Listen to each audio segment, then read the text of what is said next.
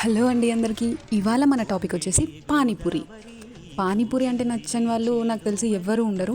నాకు కూడా అందరిలాగే చాలా ఇష్టం.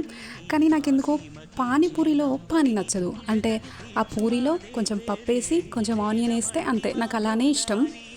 మా గల్లీ చివరిలో ఒక అన్న ఉంటాడు. ఆ అన్న దగ్గర మాత్రమే తింటాం మేము. ఎందుకంటే ఆ అన్న మమ్మల్ని చూడంగానే తెలిసిపోతుంది అన్నట్టు, వాటర్ వేయకుండా జస్ట్ లైక్ పూరి ఇచ్చేస్తాడు అట్లా, ఓ పప్పు వేసి ఆనియన్ వేసి. ఇక కొత్త వాళ్ళ దగ్గరికి పోతే ఏమైంది పానీపూరిలో పానీ లేకుండా తిన్నా అన్నట్టు చూస్తారు. సో అందుకే నేను కొత్త వాళ్ళ దగ్గర అసలే ట్రై చేయం. ఇవాళ రెసిపీ విషయానికి వస్తే హెల్దీ అండ్ సింపుల్ బ్రేక్ఫాస్ట్ రాగి దోశ.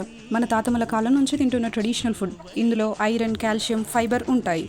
ఇవి ఎలా చేసుకోవాలంటే కిలో రాగులు అండ్ హాఫ్ కిలో మినప్పప్పు. రాగులు ఎంత తీసుకుంటే సగం మినప్పప్పు అన్నమాట. నెక్స్ట్ క్రిస్పీనెస్ కోసం కొంచెం శనగపప్పు అండ్ పిండి మంచిగా ఫర్మెంట్ అవ్వడం కోసం కొన్ని మెంతులు వేసుకోవాలి. అండ్ నెక్స్ట్ నేను బియ్యం వేసుకున్నాను, అది పూర్తిగా ఆప్షనల్ మాత్రమే. ఇప్పుడు ఇవన్నిటిని ఒక 3 to 4 టైమ్స్ నీట్గా కడుక్కొని 4 to 5 అవర్స్ అట్లా నానబెట్టుకోవాలి. అండ్ దెన్ మిక్సీ పట్టేసి మనకు కావాల్సినంత పిండిని ఒక చిన్న గిన్నెలా తీసుకొని కొంచెం ఉప్పు, ఇఫ్ రిక్వైర్డ్ కొన్ని వాటర్ కూడా పోసి పెనం పైన వేడివేడిగా దోశలు వేసుకొని తినేయడమే. పానీపూరి కంటే చాలా మంచివండి ఇవి హెల్త్కి, తప్పకుండా ట్రై చేయండి.